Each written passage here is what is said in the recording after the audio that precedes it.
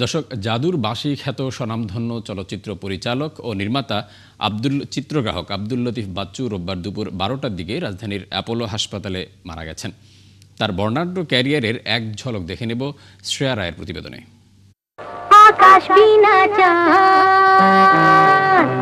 দেশ স্বাধীনের আগে থেকে আব্দুল লতিফ বাচ্চু চিত্রগ্রহণের কাজে নিজেকে জড়ান। শুরুটা ছিল সহকারী হয়ে, এরপর পূর্ণাঙ্গ চিত্রগ্রাহক হিসেবে তার পথ চলা শুরু।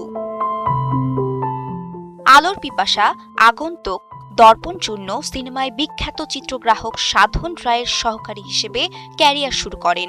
1968 সালে রূপকুমারী সিনেমায় একক ক্যারিয়ার শুরু করেন তিনি। স্বাধীনতার পর চিত্রা জহিরের প্রযোজনা ও কাজী জহিরের পরিচালনায় কাজ করেন অবুঝ মন সিনেমায়। জাদুর বাঁশি, দ্বীপকন্যা, নতুন বউ, মিস্টার মাওলা, প্রতারক তার পরিচালিত উল্লেখযোগ্য সিনেমা। তিনি 65 সিনেমায় পূর্ণাঙ্গ চিত্রগ্রাহক হিসেবে কাজ করেছেন আর পরিচালনা করেছেন 9টি চলচ্চিত্র।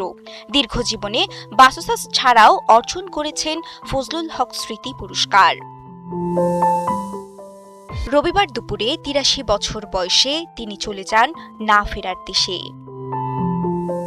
শ্রেয়া রায়, 71।